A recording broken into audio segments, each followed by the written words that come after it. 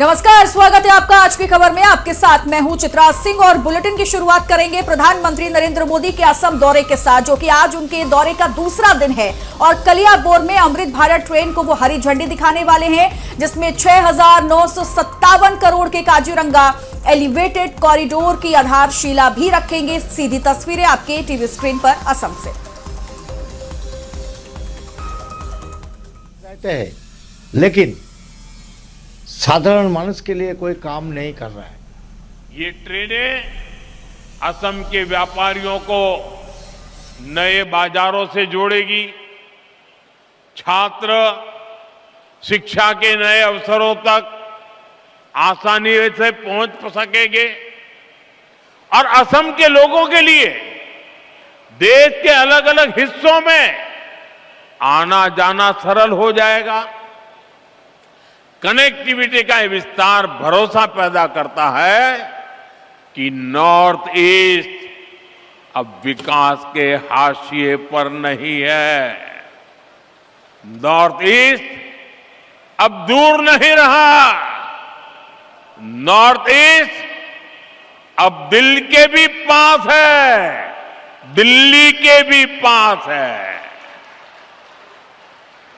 साथियों, आज आपके बीच असम के सामने मौजूद एक बड़ी चुनौती की भी चर्चा आवश्यक है। ये चुनौती है असम की पहचान बचाने की, असम की संस्कृति बचाने की। आप मुझे बताइए, असम की पहचान बचनी चाहिए कि नहीं बचनी चाहिए? ऐसा नहीं सबके सब जवाब दो। असम की पहचान बचनी चाहिए कि नहीं बचनी चाहिए? आप सबकी पहचान बननी चाहिए कि नहीं बननी चाहिए? आपके पूर्वजों की विरासत बचनी चाहिए कि नहीं बचनी चाहिए?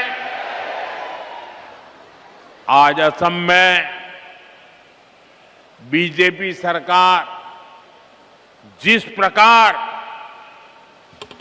घुसपैठ से निपट रही है, जिस प्रकार हमारे जंगलों को, ऐतिहासिक सांस्कृतिक स्थलों को, आप लोगों की जमीनों को अवैध कब्जों से मुक्त कर रही है, उसकी आज बहुत प्रशंसा हो रही है।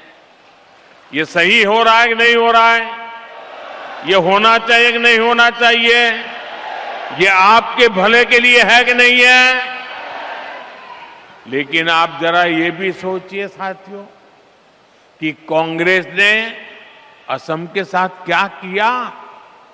सिर्फ सरकारें बनाने के लिए, कुछ वोट पाने के लिए असम की मिट्टी को घुसपैठियों को सौंप दिया। कांग्रेस ने दशकों तक असम में सरकारें बनाई। इस दौरान लगातार घुसपैठ बढ़ती गई। और इन लोगों ने, घुसपैठियों ने क्या किया? इनको असम के इतिहास, यहां की संस्कृति, हमारी आस्था से कोई सरोकार नहीं था। इसलिए उन्होंने जगह जगह कब्जे किए। घुसपैठ के कारण एनिमल कॉरिडोर के कब्जे हुए, अवैध शिकार को बढ़ावा मिला, तस्करी और अन्य अपराध भी बढ़े। साथियों, ये घुसपैठिए आबादी का संतुलन बिगाड़ रहे हैं, हमारी संस्कृति पर हमले कर रहे हैं, गरीब का, नौजवान का रोजगार छीन रहे हैं, आदिवासी क्षेत्रों में धोखे से लोगों की जमीन पर कब्जा कर रहे हैं। ये असम और देश की सुरक्षा दोनों के लिए बहुत बड़ा खतरा है। साथियों, कांग्रेस से आपको बहुत सावधान रहना है। कांग्रेस की एक ही नीति है, घुसपैठियों को बचाओ, घुसपैठियों की मदद से सत्ता पाओ, पूरे देश में कांग्रेस और उसके साथी यही कर रहे हैं। बिहार में भी इन्होंने घुसपैठियों को बचाने के लिए यात्राएं निकाली, रैलियां निकाली, लेकिन बिहार की जनता ने कांग्रेस का सुपड़ा साफ कर दिया। अब असम की जनता की बारी है। मुझे विश्वास है असम की धरती से भी कांग्रेस को करारा जवाब मिलेगा। साथियों, असम का विकास पूरे नॉर्थ ईस्ट के विकास के लिए नए दरवाजे खोल रहा है। असम एक्ट ईस्ट पॉलिसी को दिशा दे रहा है। जब असम आगे बढ़ता है तो नॉर्थ ईस्ट आगे बढ़ता है। जब नॉर्थ ईस्ट आगे बढ़ता है तो हिंदुस्तान आगे बढ़ता है। हमारे प्रयास और असम के लोगों का भरोसा पूरे नॉर्थ ईस्ट को नई ऊंचाइयों तक ले जाएगा। इसी विश्वास के साथ एक बार फिर आप सभी को आज की परियोजनाओं की बहुत बहुत बधाई देता हूं। मेरे साथ बोलिए, भारत माता की, भारत माता की। ये वर्ष वंदे मातरम के 150 साल एक पुण्य स्मरण करने का समय है। मेरे साथ बोलिए, वंदे वंदे वंदे वंदे वंदे वंदे वंदे वंदे वंदे वंदे।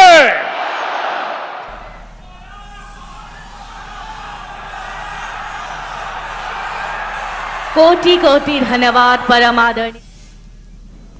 तो अमृत भारत ट्रेन को देखिए, प्रधानमंत्री नरेंद्र मोदी हरी झंडी दिखा चुके हैं और काजीरंगा एलिवेटेड कॉरिडोर की आधारशिला का कार्य भी हो चुका है और जो कि 35 किलोमीटर लंबा होने वाला है। और सबसे बड़ी बात इस कॉरिडोर की ये रहेगी कि वन्य जीव जो हैं वो सुरक्षित रहेंगे, क्योंकि मानसून मौसम में बारिश की वजह से उन्हें बेहद परेशानियां होती थी। लेकिन इस कॉरिडोर के बन जाने के बाद वन्य जीव जो है वो सुरक्षित रहेंगे और उन्हें परेशानियां नहीं होंगी, जिसका जिक्र खुद प्रधानमंत्री नरेंद्र मोदी ने अपने संबोधन में अभी इसका किया है। साथ ही साथ कांग्रेस पर भी जमकर निशाना साधा प्रधानमंत्री नरेंद्र मोदी ने। और ये असम दौरे का आज उनका दूसरा दिन है प्रधानमंत्री नरेंद्र मोदी का, जो कि आज बेहद महत्वपूर्ण दिन रहा असम के लिहाज से। पहला काजीरंगा एलिवेटेड कॉरिडोर की आधारशिला और अमृत भारत ट्रेन को प्रधानमंत्री नरेंद्र मोदी ने हरी झंडी भी दिखाई है।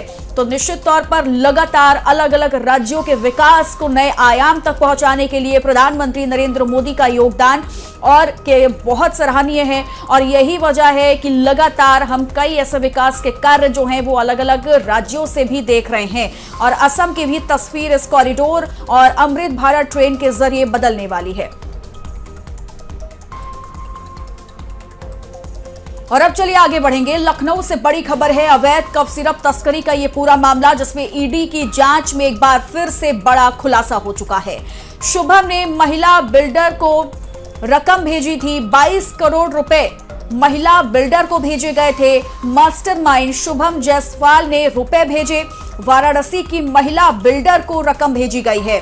शुभम जायसवाल की फर्म के बैंक खाते से भेजी गई, शैली ट्रेडर्स के बैंक खाते में रकम महिला को भेजी और ईडी ने महिला बिल्डर को भी नोटिस जारी किया है। शुभम जायसवाल और आलोक सिंह मुख्य आरोपी हैं। अमित सिंह टाटा, विभोर राणा को मुख्य आरोपी बनाया गया है। ईडी मनी लॉन्ड्रिंग को लेकर भी लगातार जांच कर रही है।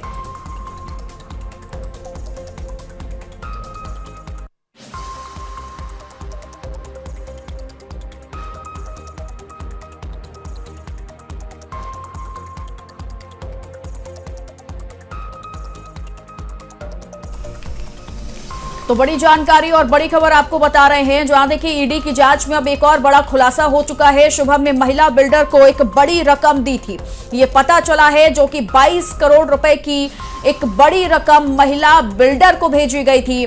मास्टरमाइंड शुभम जायसवाल ने ये रुपए भेजे थे। वाराणसी की ये महिला बिल्डर है जिसे 22 करोड़ की भारी भरकम रकम भेजी गई थी और शुभम जायसवाल की फर्म के बैंक खाते से ये रकम भेजी गई।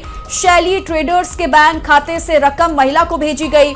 ईडी ने महिला बिल्डर को नोटिस जारी कर दिया है और शुभम जायसवाल के साथ आलोक सिंह इस पूरे मामले का मुख्य आरोपी है। अमित सिंह टाटा, विभोर राणा को मुख्य आरोपी बनाया गया है और ईडी मनी लॉन्ड्रिंग को लेकर भी अपनी जांच कर रही है और ये बिल्कुल तय है कि आने वाले वक्त में और भी कई खुलासे होना लाजमी है। महिला बिल्डर का अब नाम इसमें आ चुका है, जिससे 22 करोड़ की इतनी भारी भरकम जो रकम है वो सौंपी गई थी और इस महिला बिल्डर को ये रकम शुभम ने भेजी थी और मास्टरमाइंड शुभम जायसवाल ने कि फर्म के बैंक खाते से ये ट्रांजैक्शन हुआ था। शैली ट्रेडर्स के बैंक खाते से ट्रांजैक्शन हुआ था, जो कि ये 22 करोड़ की भारी भरकम रकम महिला बिल्डर को भेजी गई थी। अब ये महिला बिल्डर कौन है, क्या संबंध रहा शुभम जायसवाल के साथ, ऐसे तमाम सवाल अब सामने आ चुके हैं। अब इन सवालों के जवाब मिलना फिलहाल अभी बाकी है, लेकिन लगातार ईडी मनी लॉन्ड्रिंग को लेकर के भी जांच कर रही है।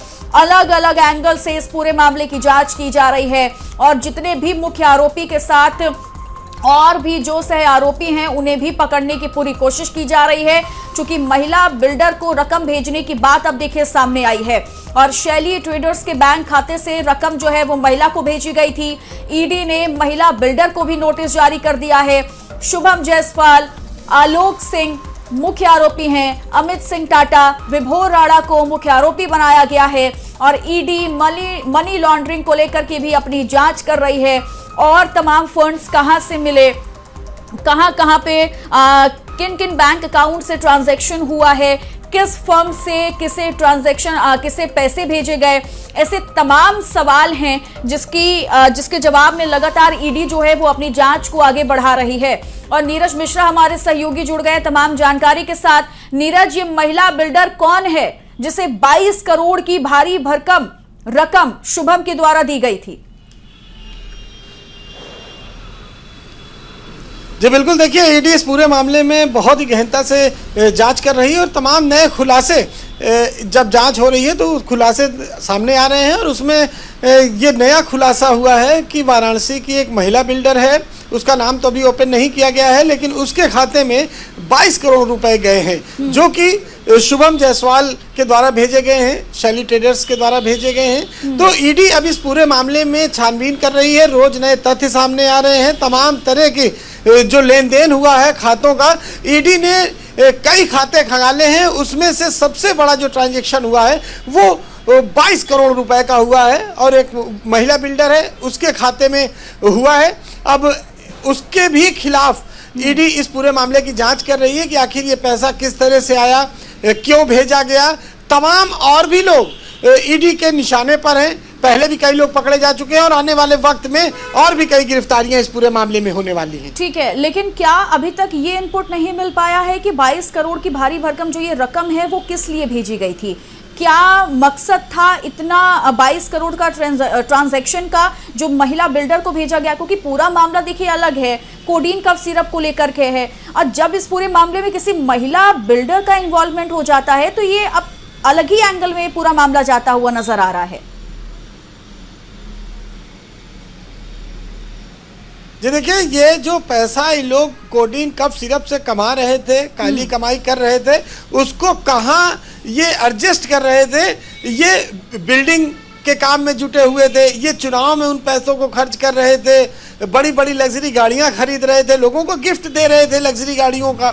तो इसी तरह वो बिल्डिंग मामले में भी दूसरे के नाम पर नई नई बिल्डिंगें खड़ी कर रहे थे और इसी सिलसिले में ये 22 करोड़ की रकम ट्रांसफर की गई थी कि जो पार्टनरशिप के द्वारा कि अगर कोई बिल्डर बिल्डिंग खड़ा कर रहा है तो उसमें पैसा लगाने के लिए इस तरह की रकम। अभी ऐसी और भी रकमों का खुलासा होना बाकी है। ठीक है, बहुत बहुत शुक्रिया नीरज आपका तमाम जानकारी के लिए। खबरों में आगे बढ़ेंगे, जहां जालंधर से बड़ी खबर सामने आ रही है, जहां केसरधामी हत्याकांड में बड़ी कार्रवाई करते हुए रूरल पुलिस ने डरोली कला क्षेत्र में हुई मुठभेड़ के बाद 2 शूटरों को गिरफ्तार कर लिया।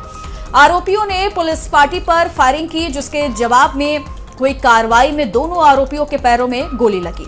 पुलिस ने मौके से 2 पिस्टल, 3 जिंदा कारतूस, 3 खाली खोल और हत्या में इस्तेमाल की गई मोटरसाइकिल बाइक को बरामद कर लिया है।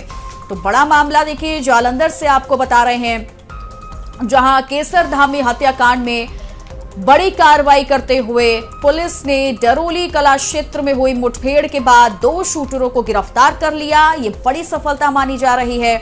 आरोपियों ने पुलिस पर ही फायरिंग कर दी थी, जिसके जवाब में दोनों आरोपियों के पैर में गोली लग गई है और उसके बाद दोनों को अस्पताल लेकर के जाया गया। लेकिन पुलिस ने इन दोनों आरोपियों के कब्जे से 2 पिस्टल, 3 जिंदा कारतूस, 3 खाली खोल और हत्या में जिस बाइक को इस्तेमाल किया गया था उस बाइक को भी बरामद कर लिया गया है। 16 ਤਰੀਕ ਨੂੰ ਇੱਕ ਸਾਡੇ ਭਾਗ ਸਿੰਘ ਯੂਨੀਵਰਸਿਟੀ ਦੇ ਲਾਗੇ ਇੱਕ ਵਾਰਦਾਤ ਹੁੰਦੀ ਹੈ, ਜਿਸ ਦੇ ਵਿੱਚ ਇੱਕ ਕੇਸਰ ਧਾਮੀ ਨਾਂ ਦਾ ਜਿਹੜਾ ਲੜਕਾ ਸੀ, ਉਸ ਦਾ 2 ਜਿਹੜੇ ਸ਼ੂਟਰ ਸੀ ਉਹਨਾਂ ਵੱਲੋਂ ਗੋਲੀਆਂ ਮਾਰ ਕੇ ਮਰਡਰ ਕੀਤਾ ਜਾਂਦਾ। ਐਂਡ ਇਹ ਬੜੀ ਇੱਕ ਸੈਂਸੇਸ਼ਨਲ ਜਿਹੜਾ ਕ੍ਰਾਈਮ ਹੋਇਆ ਸੀ, ਜਿਸ ਦੇ ਵਿੱਚ 2 ਸ਼ੂਟਰ ਜਿਹੜੇ ਇਨਵੋਲਵ ਹੈਗੇ ਸੀ। ਉਹ ਵਾਰਦਾਤ ਕਰਨ ਤੋਂ ਬਾਅਦ ਉਹਨਾਂ ਵੱਲੋਂ ਕੁਝ ਸੋਸ਼ਲ ਮੀਡੀਆ ਤੇ ਪੋਸਟ ਵੀ ਪਾਈ ਗਈ ਸੀ, ਤਾਂ ਥਾਣਾ ਆਦਮਪੁਰ ਵੱਲੋਂ ਮੁਕੱਦਮਾ ਦਰਜ ਕਰਕੇ ਇਸ ਦੀ ਤਫਤੀਸ਼ ਅਮਲ ਵਿੱਚ ਲਿਆਂਦੀ ਗਈ। ਤਾਂ ਇਸ ਇਨਫੋਰਮੇਸ਼ਨ ਨੂੰ ਡਿਵੈਲਪ ਕਰਦੇ ਹੋਏ ਸਾਡਾ ਇਸ ਏਰੀਏ ਨੂੰ ਅੱਜ ਅਸੀਂ ਜਿਹੜਾ ਹੈਗਾ ਮਾਰਨਿੰਗ ਤੋਂ ਹੀ ਕਾਰਡਨ ਕੀਤਾ ਹੋਇਆ ਸੀ। ਸੀਕ੍ਰੇਟ ਸਾਡੀ ਜਿਹੜੀਆਂ ਪਾਰਟੀਆਂ ਇੱਥੇ सारियां सीएई ਦੀਆਂ। वाराणसी के मणिकर्णिका घाट के सौंदर्यीकरण कार्य को लेकर एआई जनरेटेड तस्वीरें एवं भ्रामक जानकारी फैलाने पर 8 अलग अलग अभियोग थाना चौक पर दर्ज किए गए। इस मामले में आम आदमी पार्टी के नेता संजय सिंह और बिहार के नेता पप्पू यादव पर केस दर्ज किया गया। इसके अलावा हरियाणा कांग्रेस नेता जसविंदर कौर पर भी एफआईआर दर्ज की गई है।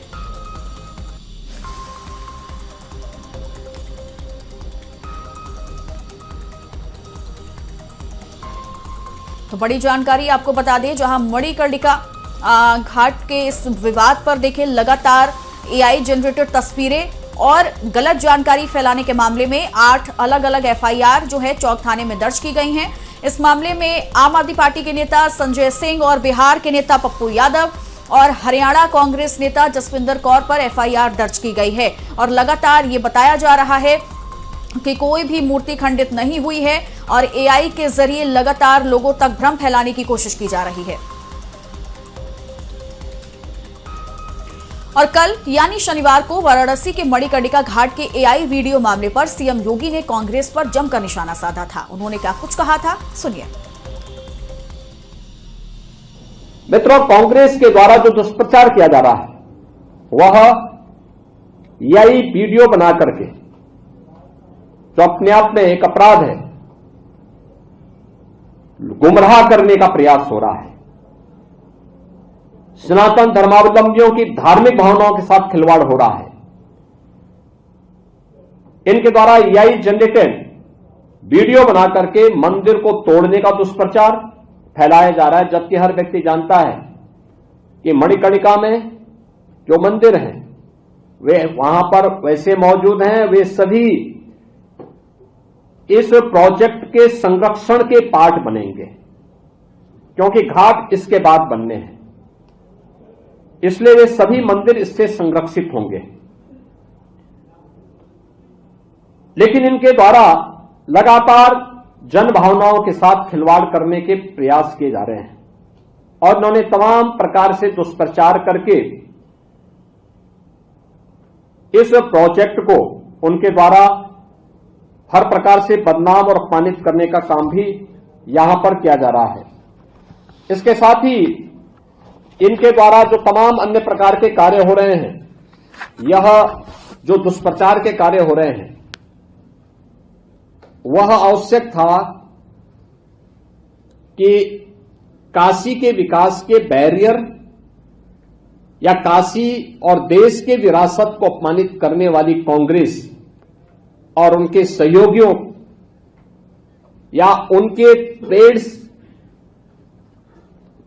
जो भी इस प्रकार के लोग हैं वे सभी इस बात को ध्यान में रखें कि यह उनके द्वारा जन भावनाओं के साथ खिलवाड़ करने का पाप हो रहा है और इस बात को कतई स्वीकार नहीं किया जा सकता है। विरासत का सम्मान कैसे होता है, यह हमें कांग्रेस से पूछने की आवश्यकता है। और वहीं मुख्यमंत्री योगी आदित्यनाथ के निर्देश पर महाकुंभ 2025 के दौरान प्रयागराज में मौनी अमावस्या और कई प्रमुख स्नान पर्वों पर हेलीकॉप्टर से श्रद्धालुओं और साधु संतों पर पुष्प वर्षा की गई, ताकि पवित्र स्नान के अनुभव को और आध्यात्मिक और यादगार बनाया जा सके, जिससे भक्तों में काफी उत्साह देखा गया।